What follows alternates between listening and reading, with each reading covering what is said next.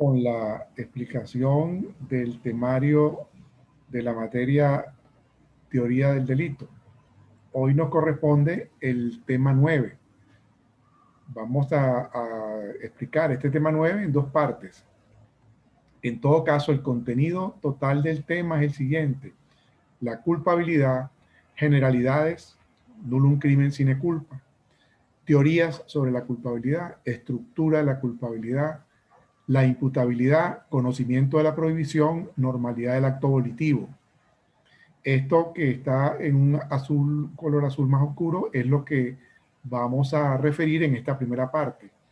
En una segunda parte de este tema 9, en videos que se van a grabar pues también de inmediato, continuaríamos con las causas de exclusión de la culpabilidad, específicamente las causas de inimputabilidad, razones de edad, régimen de la Ley Orgánica para la Protección de Niños, Niñas y Adolescentes, enfermedad mental proveniente de embriaguez o de la ingestión de drogas.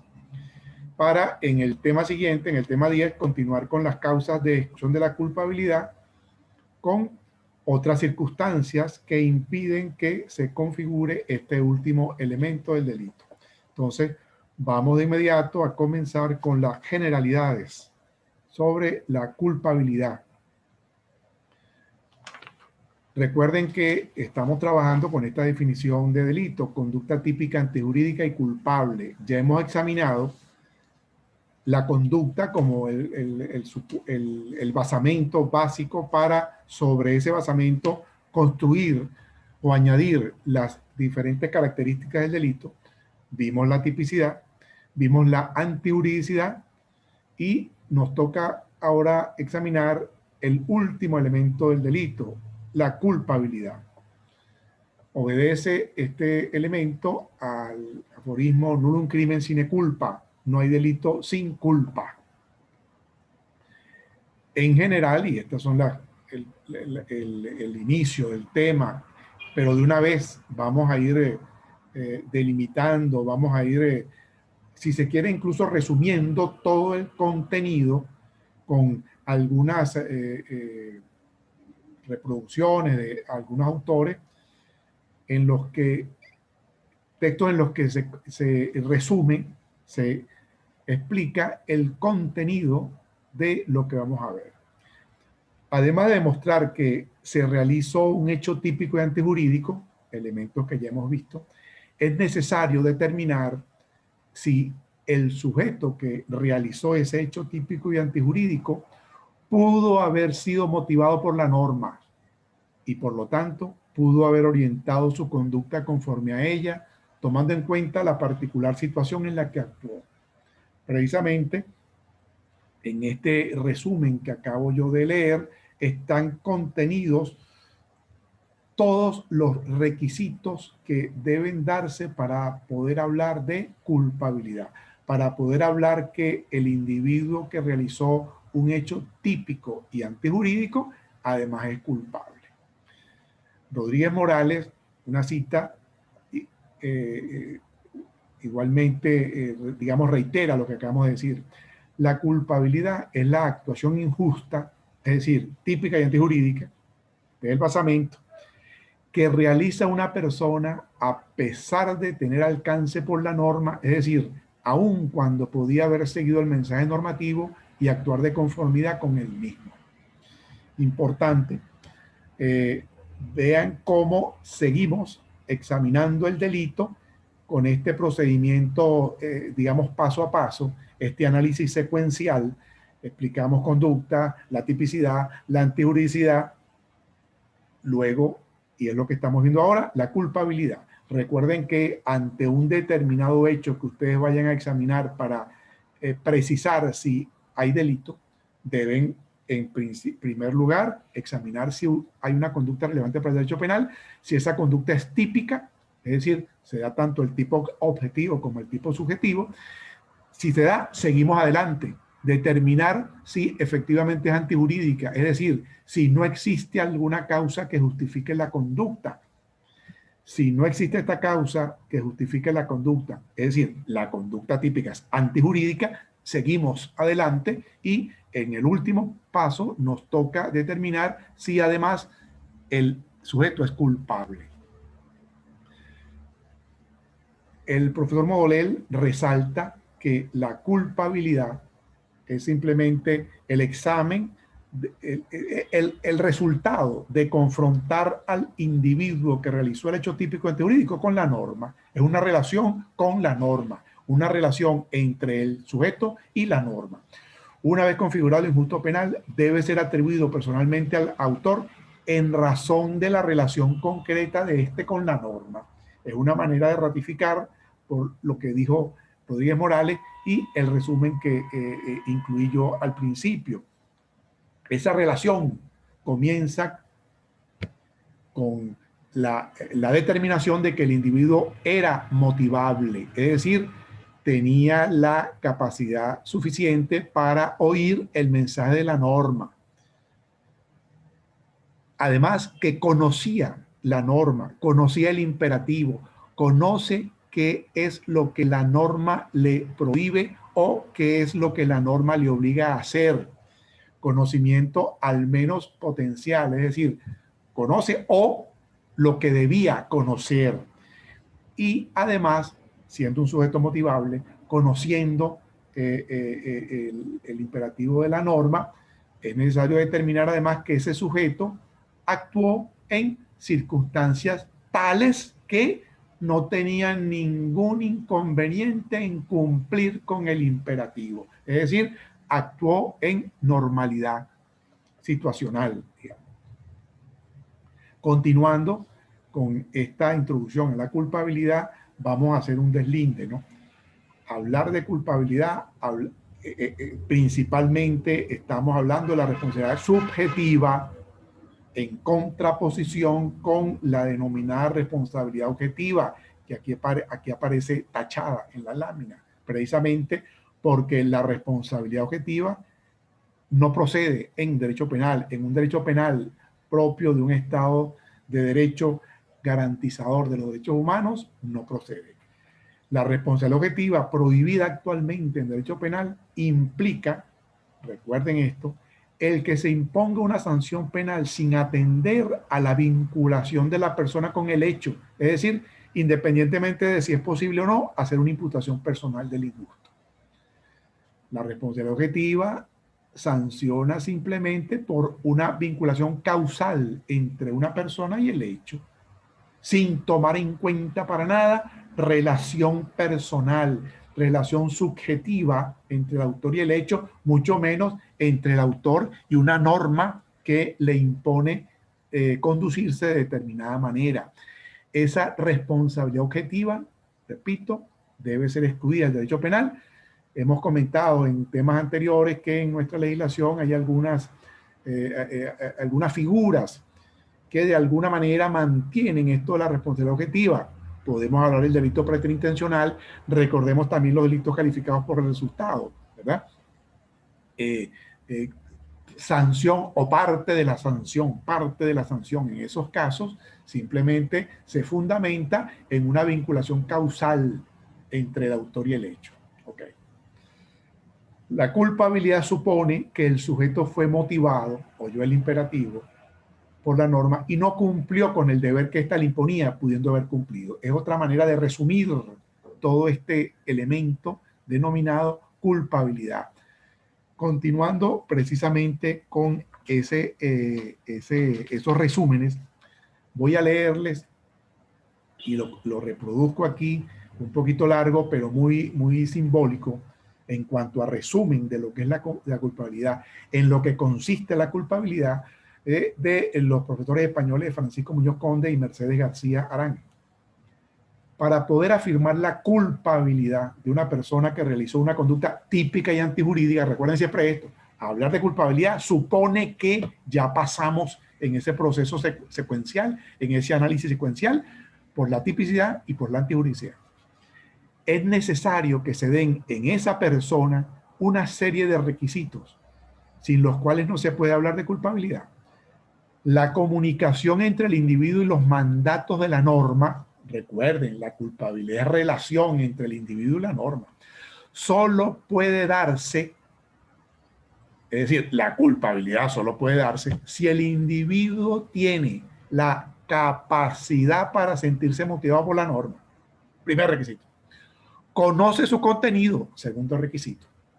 Y tercero, o se encuentra en una situación en la que puede regirse sin grandes esfuerzos por ella. Tercer requisito. Aquí están en un color distinto los tres requisitos. Si por el contrario, el individuo, por falta de madurez, por defecto psíquico, causa de exclusión del primer requisito, por desconocer el contenido de la provisión normativa, causas de exclusión del segundo requisito, o por encontrarse en una situación en la que no le era exigible un comportamiento distinto, causa de exclusión del tercer requisito, no puede ser motivado por la norma o la motivación se altera gravemente, faltará la culpabilidad. Es decir, el hecho típico y antijurídico no podrá atribuirse a su autor y por lo tanto, este tampoco podrá ser sancionado con una pena. En este párrafo, pues, que le he copiado de la obra de Derecho Penal de Francisco Muñoz Conde y Mercedes García Arán, la parte general, está resumido el concepto de culpabilidad. Nos explica en pocas palabras en qué consiste la culpabilidad. Seguimos adelante. Continuando con digamos, esta técnica de resumir y ya entrando en los requisitos, llegando ya a, de alguna manera, adelantándonos a la estructura de la culpabilidad, copiamos un párrafo del profesor Modolel. Los elementos de la culpabilidad dependen precisamente de la capacidad de que la persona sea motivable y en tal sentido serán los siguientes. Elementos de la culpabilidad. A, unas condiciones psíquicas y de madurez mínimas para poder captar el mensaje normativo. Eso es la imputabilidad, como veremos. B, el conocimiento de la prohibición, de la norma motivadora. Ese es el conocimiento de la antijuridicidad. Y C, la situación externa de normalidad para decidir infringir la norma. Eso es la normalidad del acto volitivo. De esta manera, elementos de la culpabilidad podemos irnos adelantando. La imputabilidad, el conocimiento de la antijuridicidad y la normalidad situacional, llamada también normalidad del acto volitivo. Normalidad situacional me parece más, digamos, más exacto, ¿no? Este término. Ok. Antes de explicar, dar una referencia de en qué consiste cada uno de estos elementos de la estructura de la culpabilidad, que completaríamos ese examen, por cierto, cuando en este mismo tema y en el tema siguiente conozcamos los casos de exclusión de la culpabilidad, que los vamos a examinar referidos a cada uno de estos tres elementos: causas de inimputabilidad, causas que excluyen el conocimiento de la antijuridicidad, específicamente es el error de prohibición, y las causas que excluyen la normalidad situacional, es decir, circunstancias que determinan que el individuo actuó en circunstancias anormales. ¿Ok? Ahí completarían el estudio, digamos, resaltando esa faz negativa, se completaría el estudio de los elementos que conforman la culpabilidad. Pero antes de ello, vamos a hacer referencia a teorías que han pretendido explicar la naturaleza de la culpabilidad, las más importantes, y que nos sirve a su vez de conocimiento de cómo ha evolucionado este concepto de culpabilidad dentro de la teoría del delito. En primer lugar, vamos a hacer referencia a la teoría psicológica de Frank von Liszt. Estas teorías, por cierto, tienen íntima relación con aquellas teorías del delito, las teorías que pretenden explicar el delito, causalismo, finalismo, básicamente. La teoría psicológica de Frank von Liszt. Para esta teoría, la culpabilidad es un elemento del delito meramente psicológico. Se trata simplemente del nexo psíquico entre el autor y el hecho que comete y su hecho. Ese nexo psíquico se manifiesta o puede presentarse de dos formas: dolo y culpa. Que la culpabilidad se limitaba simplemente a dolo o culpa. La culpabilidad lo entendía Frank von Liszt como el conjunto de elementos comunes al dolo y a la culpa. Cuando se decía de una persona que había actuado culposamente, era lo mismo que decir que había actuado o con dolo o con culpa. Simple y llanamente, para esta teoría y por eso psicológica, la culpabilidad, el contenido de la culpabilidad era exclusivamente psicológico y se presentaba de dos maneras, culpa o dolo, dolo o culpa, más nada. Precisamente para esta teoría, la imputabilidad, esa capacidad que debe tener el individuo para ser objeto, pues, objeto de culpabilidad, lo entendía como un presupuesto de la culpabilidad propiamente dicha. Y la culpabilidad propiamente dicha, como le acabo de referir hace un rato, pues era simplemente o dolo o culpa. De esta manera, la culpabilidad estaría estructurada por la imputabilidad como presupuesto de la culpabilidad propiamente dicha y la culpabilidad en sentido estricto, que era simplemente el actuar doloso o el actuar culposo. No había más nada. Repito, porque se limitaba a decir que la culpabilidad era un elemento del delito meramente psicológico. Simplemente era el nexo psicológico que vinculaba el autor con el hecho. Estamos hablando de culpabilidad. Recuerden que ya dolo y culpa lo vimos. ¿Y lo vimos dónde? Allá en el tipo, ¿verdad? Eso tiene que ver con esta evolución. Por supuesto, esta teoría sufrió críticas. Principalmente se decía que no tenían elementos comunes en este sentido, en el sentido psicológico, el dolo y la culpa, porque si bien el dolo era eminentemente psicológico, la culpa no tenía nada de psicológico. La culpa es una figura normativa que surge al confrontar el actuar del individuo con la norma. Precisamente surge la responsabilidad culposa cuando se establece que el individuo no cumplió con normas de cuidado, con normas de precaución. De inmediato entonces surge la teoría normativa. Su principal exponente, Reinhard Frank, dice que la culpabilidad no se agota en el nexo psicológico, aunque este nexo debe existir también. Es decir, acepta, fíjense, en la teoría normativa, se acepta que efectivamente existe ese nexo psicológico, debe darse ese nexo psicológico entre el autor y el hecho, pero no es suficiente para hablar de culpabilidad, ¿ok? Ser culpable para Reinhard Frank significa que el autor del hecho pueda formulársele un juicio de reproche, el cual debe fundamentarse no solo en el nexo psicológico, sino en la relación del sujeto con la norma. Por eso se habla de normativismo. Entonces, la esencia de la culpabilidad radicaba en la reprochabilidad, en la posibilidad de que al sujeto se le hiciera un juicio de reproche. ¿Ok? Juicio que iba a tener sus bases en el nexo psicológico, evidentemente, dolo o culpa, pero además en la relación del sujeto con la norma. Por eso repito el término normativismo.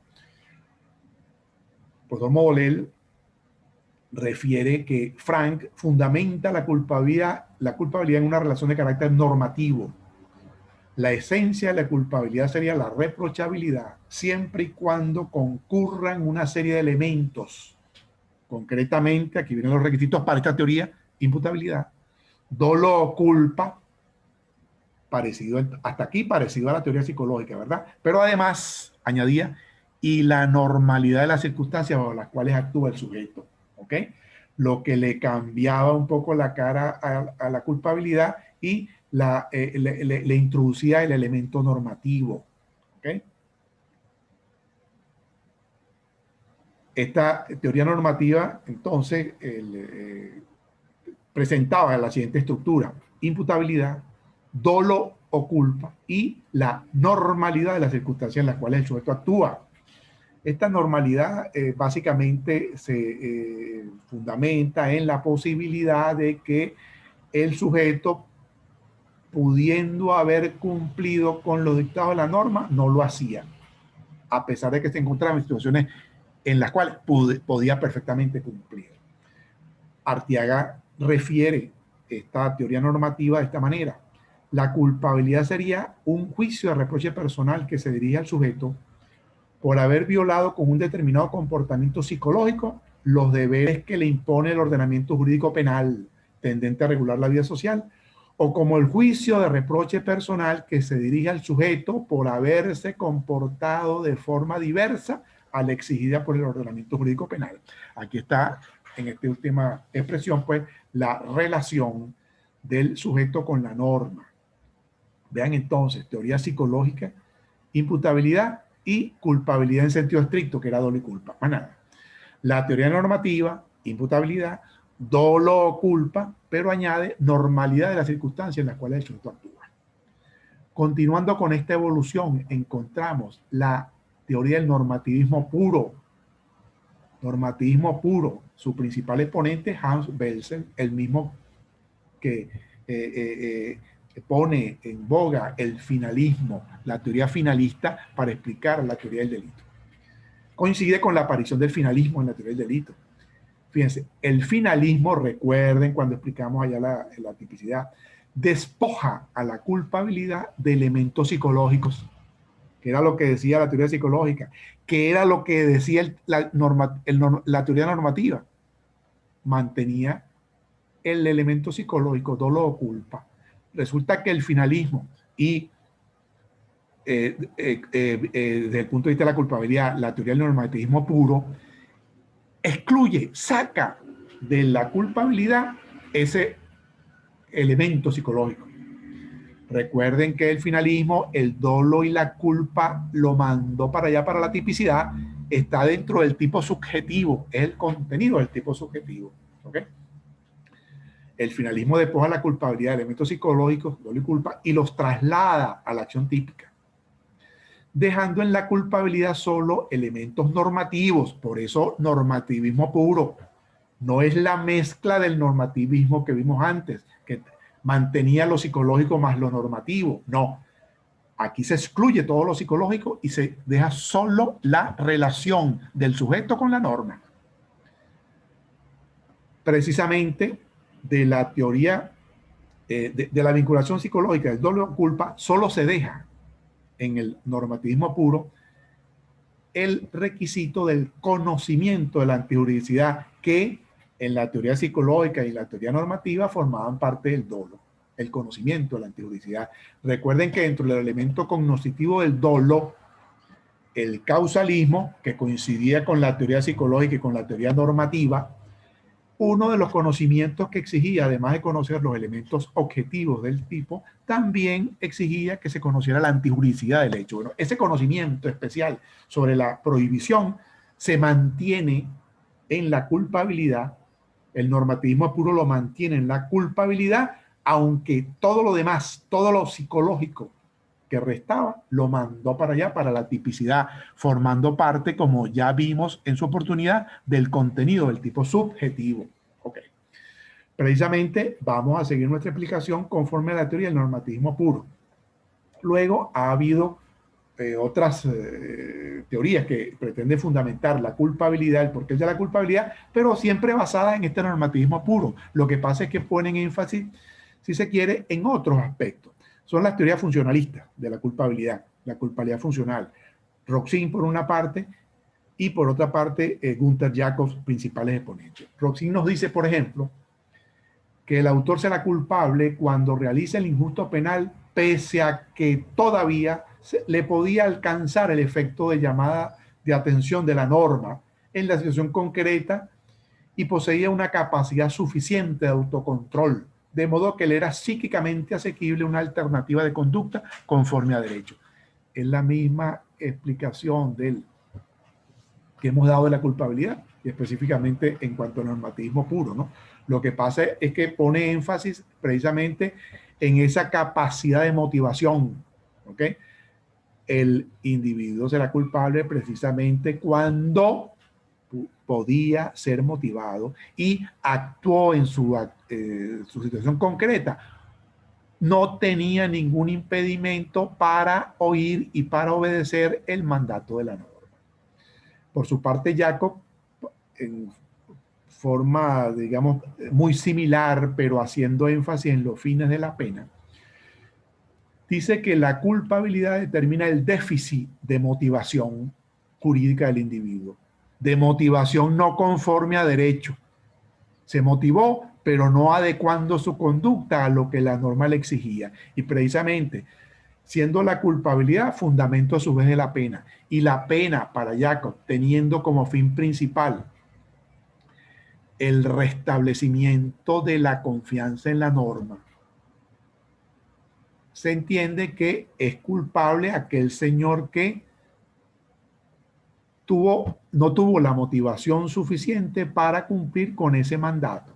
Entonces, la consecuencia es que se le imponga una pena precisamente para restablecer la vigencia de la norma, para restablecer la confianza en la norma, para reiterarle a los individuos que la norma está vigente y debe cumplirse. En todo caso, para nuestros efectos de explicación dentro de la concepción analítica del delito, vamos a trabajar con la teoría del normativismo puro.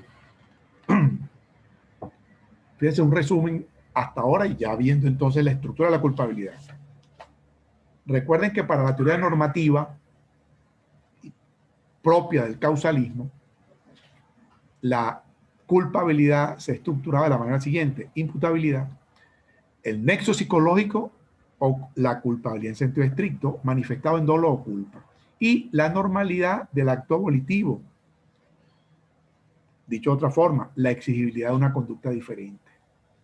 En cambio, para el normativismo puro, propio del finalismo, que digamos, cuyo fundamento principal, pues seguimos en la explicación de las características del delito, tenemos la imputabilidad. Segundo elemento, conocimiento de la antijuricidad. Vean que todo lo psicológico, todo lo culpa, se mandó para allá, para la tipicidad. Aquí nos quedamos solamente con el conocimiento de la antijuricidad, ¿ok? Precisamente necesario para que el individuo pueda decidir si se conduce o no con respecto a la norma.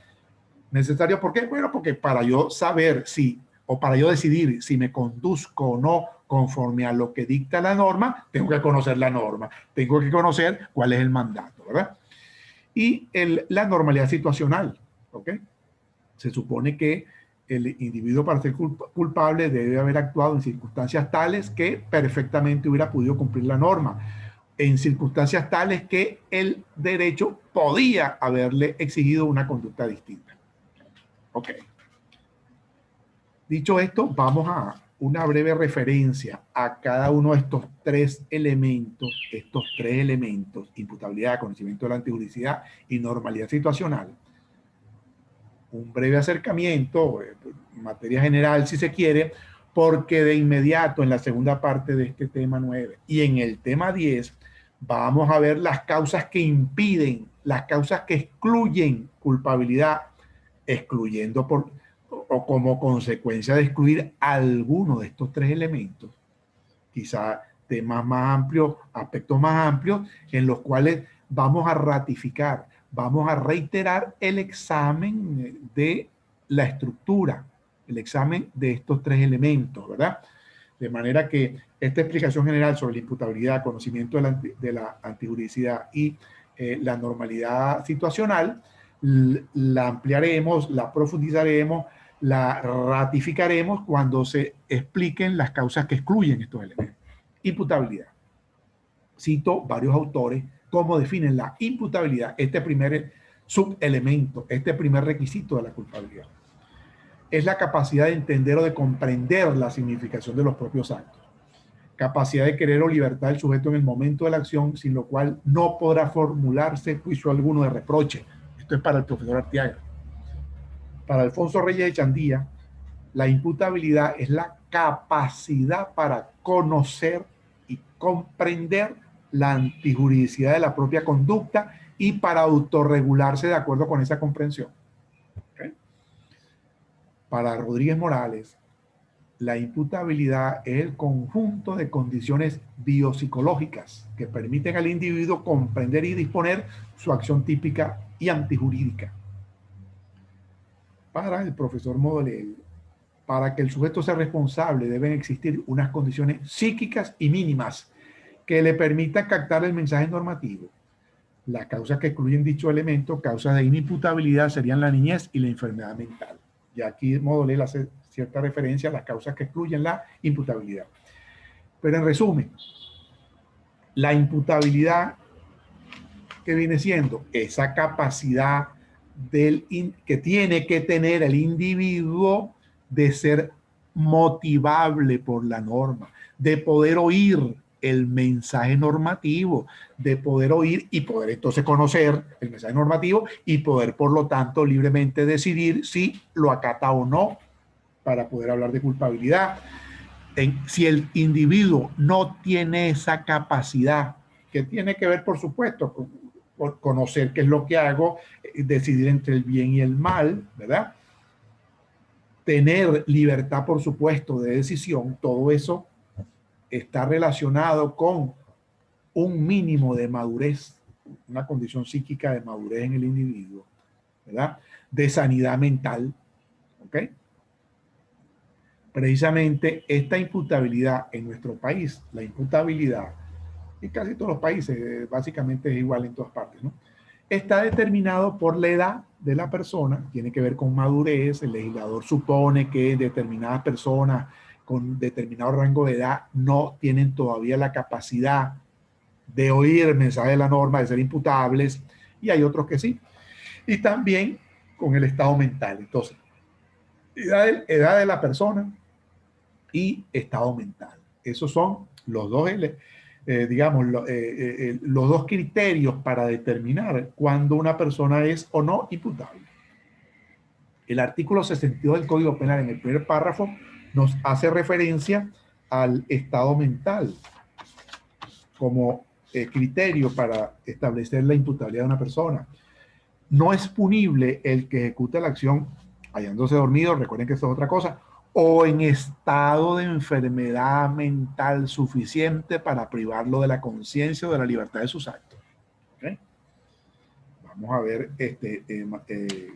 al establecer las causas de exclusión de la imputabilidad, un poquito más sobre la enfermedad mental, pero en todo caso, hablando de enfermedad mental, incluso un término más amplio, alteración psíquica, alteración mental, en el momento del delito, en el momento de la comisión del hecho, haya determinado que el individuo actúe privado de su conciencia, privado de la libertad de sus actos, como lo dice el artículo 62, no teniendo esa capacidad de comprender o querer lo que hace.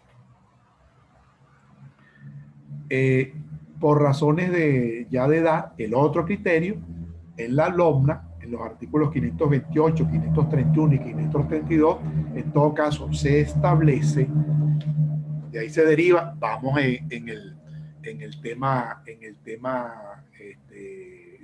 mismo tema, en la segunda parte del tema 9, vamos a hablar un poquito más de eso. Se determina que la madurez psíquica suficiente para ser imputable penalmente la tienen las personas de 14 años para arriba, de 14 años de edad para arriba, ¿ok?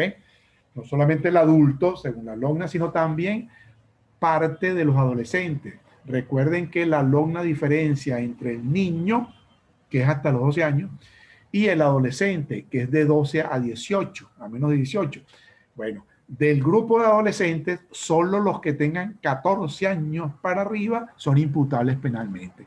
De 14 años para abajo y dentro de ese para abajo, incluidos los niños, son inimputables. El legislador los considera que no tienen la suficiente madurez para tener capacidad de culpabilidad, para ser objeto de juicio de reproche penal, ¿ok? Por lo tanto, niños menores de 12 años y adolescentes de 12 hasta 14 años no responden penalmente. Los de 14 años hasta 18 adolescentes sí responden penalmente, aunque ustedes ya saben, en fundamentos del derecho penal seguramente conocieron eso, responden penalmente, pero de una manera diferenciada de los adultos. Responsabilidad diferenciada que tiene que ver con tribunales distintos, procedimientos distintos, sanciones distintas, ¿ok? A las que el derecho penal, vamos a decir, de adultos, establece para los considerados adultos, para los mayores de 18 años. ¿Ok? Por cierto, desde ya les hago la advertencia para que ustedes en su código lo anoten. Los artículos 69 del Código Penal, que todavía no No hay manera de que nuestro legislador algún día actualice la data de este Código Penal. El artículo 69, el 70, el 71 y el 72, desde hace muchísimo tiempo fueron derogados. Mire, desde el siglo pasado, desde la primera que se denominaba Ley Tutelar del Menor, por allá, eso es a mediados de, sí, comenzando la segunda parte del siglo pasado, imagínense ustedes. Que en ese artículo 69, por ejemplo, se establecía alguna responsabilidad de mayor de 12, menor de 15, el 70 igual, 71, 72, es decir, 69, 70, 71, 72 que se refieren a responsabilidad de menores, lo que se llamaba menores de edad, hoy en día, por supuesto, derogado, toda esa regulación está ahora en la LOMNA, ¿ok? Está en la LOMNA, ratificando lo que le acabo de decir. Responden penalmente solo los adolescentes de 14 a 18. Los adolescentes menores de 14, mayores de 12, pero menores de 14, no responden penalmente. Los niños, que son las personas hasta 12 años de edad, tampoco responden penalmente. Son inimputables, ¿ok? En ese aspecto. En cuanto a la imputabilidad, el último aspecto que queríamos referir era el siguiente, que siempre tenemos que recordar, el momento de la imputabilidad. ¿Cuándo vamos a examinar? ¿Cuál es el momento en que se examina a la persona para determinar si es imputable o no?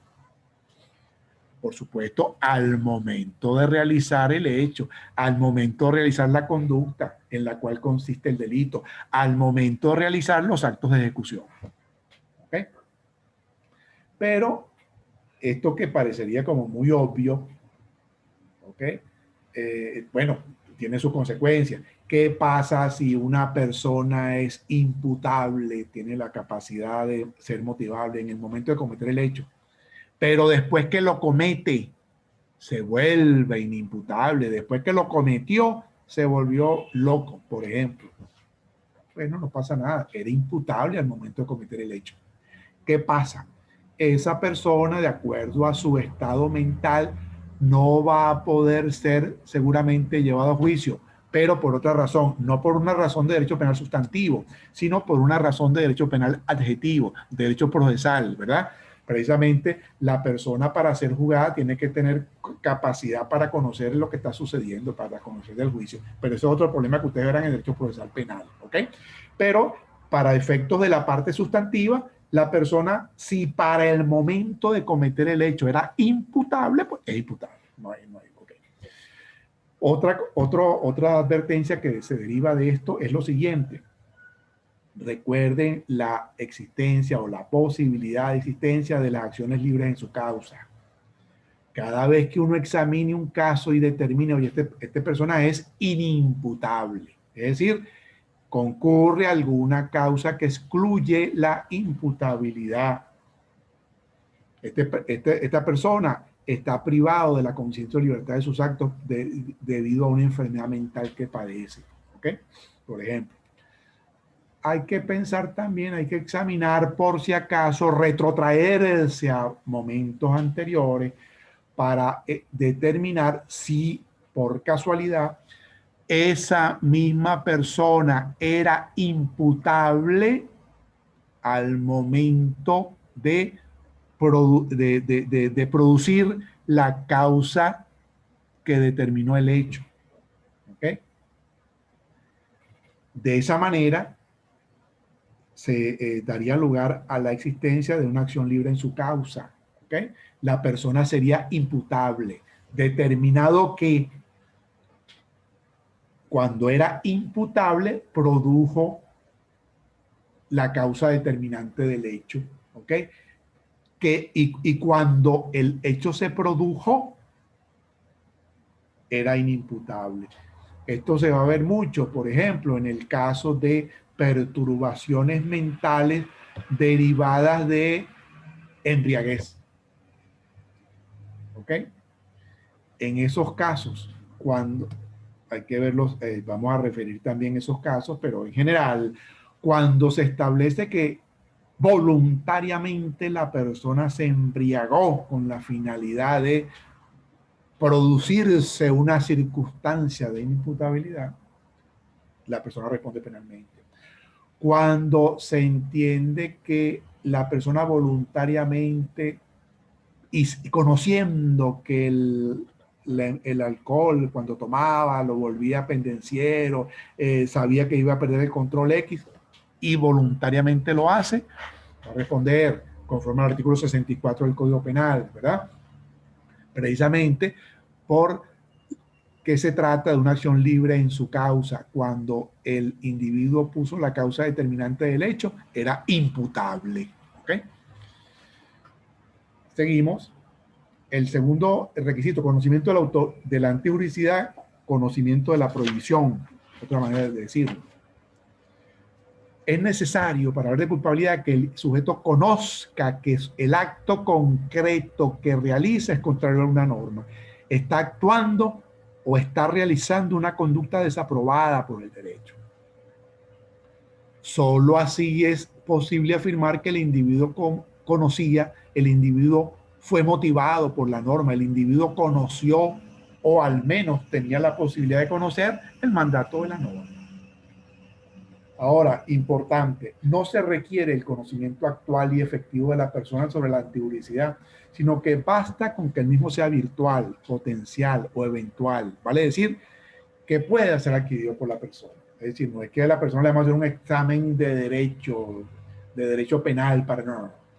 Simplemente el conocimiento que el ciudadano medio tiene o podía tener o estaba en capacidad de tener, porque no se trata, repito, de conocimiento profundo, seguro. ¿Por qué? Porque ni siquiera los juristas serían culpables porque no hay, bueno, no hay uno que se las sepa todas.